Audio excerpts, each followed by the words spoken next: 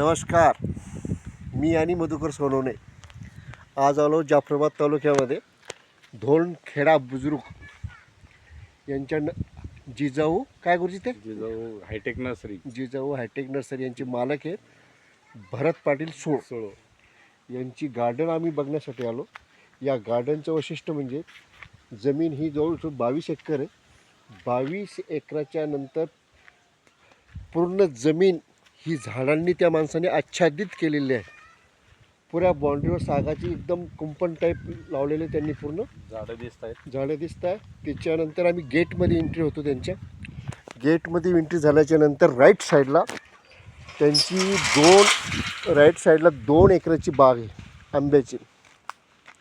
आपण आपल्या शेतामध्ये पारंपरिक पिकं लावतो, कापूस लावतो, तूर लावतो, उडीद लावतो, सोयाबीन लावतो. तर या माणसाने चक्क 2 एकरामध्ये आंब्याची बाग लावलेली आहे. अशा प्रकारची झाडं दिसतात. त्यांची हाईट एवढी झाली. याला यावर्षी जे त्यांनी हार्वेस्टिंग केली आंब्याची, ही प्रति प्लांट हे 20 किलो उत्पन्न निघालेलं 20 किलो आणि जवळजवळ 5-5.5 वर्षाचं हे झाड आहे. 5.5 वर्षाचं. त्याच्यानंतर ही संख्या ही आमच्या गुरुजीचा डाऊट होता की बाई झाडं जवळजवळ काय आहे. तर झाडं डाऊट आपल्याला क्लिअर करून त्यांनी ते क्लिअर करून दाखवलं. बा झाडाच्या फांद्या एकमेकामध्ये जायला पाहिजेत. जेणेकरून त्याला हवा ऊन कमी लागतं. हवा आणि ऊन त्याला कमी लागतं आणि त्याच्यानंतर पडझड कमी होते. आता ह्या 22 एकराच्या प्लांटमध्ये त्यांच्या अलग अलग टाईपच्या बागा आहेत. तर आपण या चर्चेत तर सध्या आपण फक्त ही आंब्याची बाग पाहिली. बागाच्या नंतर त्यांच्या या बागेमध्ये त्यांचा जे बंधू होते त्यांनी आम्हाला सांगितलं हे जांभळीचं झाडं लावलं. जांभळीचं झाडं त्यांनी लावलेलं होतं. या जांभळीच्या झाडापासून बी त्यांना फार मोठं उत्पादन होतं आणि हवा थोपवणे आणि या झाडांना थोडा थंडावा देणं. असं प्रकारचं. त्याच्यानंतर त्यांची इकडे हे आंब्याचे प्लांट आहे. आंब्याचे प्लांट म्हणजे दशेरी. हा दशेरींचा प्लांट आहे.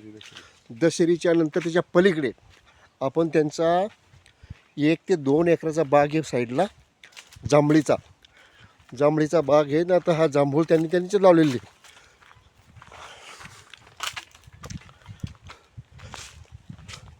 बघताना चालताना माणसाला शेतामध्ये जाताना आनंद होतो.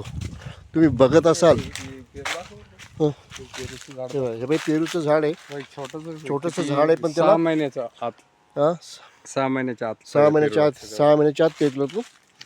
आम्ही अक्षरशः दोघांनी रोपामध्येच पेरू लागताना पाहिले. छोटंसं रोप होतं. आता ही त्यांचा असं दावा आहे की याला 6 महिन्यात पेरू लागतात. बरं. आणि हे जांभूळ बघा तुम्ही एकदम चांगलं व्यवस्थित झाड आहे गुरुजी, बिलकुल काही प्रॉब्लेमच नाही. आणि ही त्यांची बाग आहे. त्याला छाटणी केलेली आहे. छाटणी केलेली आहे. हे त्यांचं तळ आहे. वैशिष्ट्य हे बघा तुम्ही या शेतीचं की पुऱ्या बाउंड्रीला सागाचं आच्छादन आहे. एक टाईपची बाउंड्री झालेली कुंपण आहे. साईडला त्यांचं शेततळ आहे. इथे येण्याचा दृष्टिकोन अलग होता. पण त्या दृष्टिकोनाच्या दृष्टीने जर पाहिलं तर आपण शेती करताना हा विचारच नाही करत. कापूस घेतला की सोयाबीन घेतलं की मका. जांभळ हे इथपर्यंतच वाढणार आहे डोक्यापर्यंत. आणि हे डायरेक्ट असे म्हणजे आपल्याला हातात तोडता येणार आहे, खराब होणार नाही. म्हणजे असं त्यांनी सांगितलं. म्हणजे असं खाली जायला लावायचं काम नाही. झाड हलवलं की जांभूळ तोडून आणि याला जास्तीत जास्त भाव भेटेल तुम्हाला. आपण पुढे जाऊ. चला. 50 पुढे जाताना 100 रुपये किलोच्या वरच जाणार. 100 रुपये किलोच्या आसपास आपलं चाललं ना गुरुजी. सोयाबीन पेरले की मक्का पेरले की तूर पेरले की हे पेर. आणि माझ्यासारखा पुन्हा विचित्र माणूस 7-7 वर्ष मिरची पेरतो. मिरचीमध्ये 2 वर्ष राहते, 1 वर्ष राहत नाही. धरलं की औषध आणल्याच्यानंतर घर खर्च. एका एकराला 5-5, 2-2 लाख रुपये खर्च करतो. हातात 1 रुपया पडत नाही. कधी भाडं गेलं, कधी तोडं गेलं. याच्यामध्ये विशेष म्हणजे आता हे पीक येईपर्यंत यांनी काय केलं पहा, याच्यात मिरची लावलेली आहे. टाकली व्यवस्थिशीर पूर्ण. बोलायचा काही प्रॉब्लेमच नाही. ही तिकडे दशेरी आहे, इथं केसर आहे. आंब्याची जात बघा. बरोबर आहे, लोक म्हणतात ना बेकूफसारखं बालाजीला क्रुझर घेऊन जाण्यापेक्षा असे मोठे मोठे प्लांट पाहिले तर कमीत कमी ते तरी होतं. लोक म्हणतात ना तिकडे पेरूचं दिसतं. पेरूचं का? हा पेरूचं ते फार मोठं आहे पेरूचं बी. चला पेरूमध्ये जाऊ. आनंदासारखी गोष्ट आहे पायासारखी. मला शेतातून बाहेर जा वाटत नाही बाईट होता. मी गुरुजीला म्हणलं तुम्ही झोपतो. गुरुजी कसे झोपू देता. मस्त बास टाकेल होती, हिरवगार होतं, छान छान एकदम. गुरुजीला आज सांडूच्या मनात असं आहे हं. हो. सांडूल वाटवायला आता मी असंच बनवणार आहे. farm house बनवू ते बा. बनवतो का नाही बनवतो काही सांगता येत नाही. मी स्वप्नातलं होईलच ते. प्रयत्न करतो मी. लोक म्हणत्या अर्धे अर्धे लोक तर बेकूबे. अरे यार काय आरामशीर राहिलं पाहिजेत बाबा. सोफ्यावर किंवा टी व्हीच्या समोर आराम नाही. आराम अशाच देतो. पूर्ण काम मला दिवस कसं जाईल तर काही समजत नाही ना. तुम्ही आता बघा मी आणि गुरुजी 2 घंट्यापासून नाही, 2 घंट्यामधून आम्हाला जायला टाईम नाही भेटला दोघाला पण. भेटला गुरुजी? हां मस्त पाण्याची बॉटल आणली होती, फक्त तिला थोडंसं एक गडबड झाली गुरुजी. चहाचा बंदोबस्त पाहिजे होता कुठं, जमलं नाही. ही त्यांची पेरूची बाग. मी म्हणलं होती का तुझी सोय काय झालं. नाही पहा बरं पेरूची बाग किती छान आहे.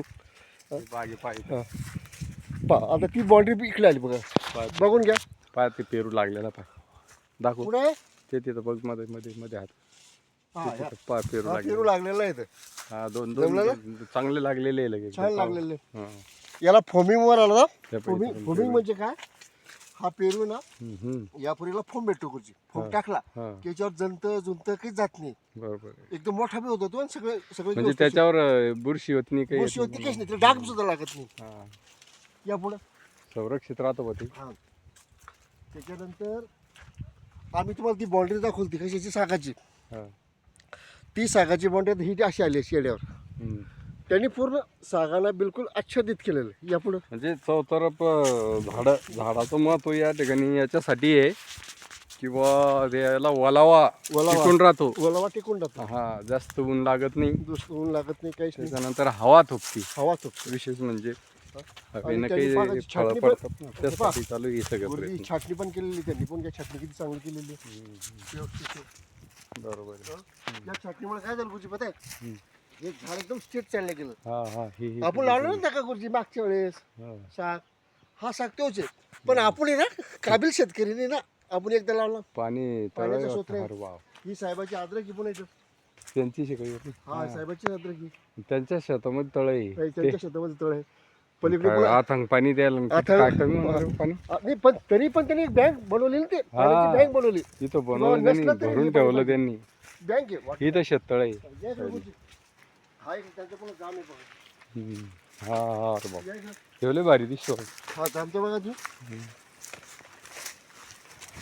हा पाच जाम. पहा ही कतार पहा गुरुजी. ही कतार पहा. नाही जाम नाहीये. हा. सीताफळ हे सीताफळ. हे सीताफळीचं बाग. हे पाय सीताफळ लागलं ना गुरुजी. हम्म. हे बघा सीताफळ लागलं. हा. नाही, काल काढला असेल माल त्यांनी. हा, हे पहा. खाली घ्या.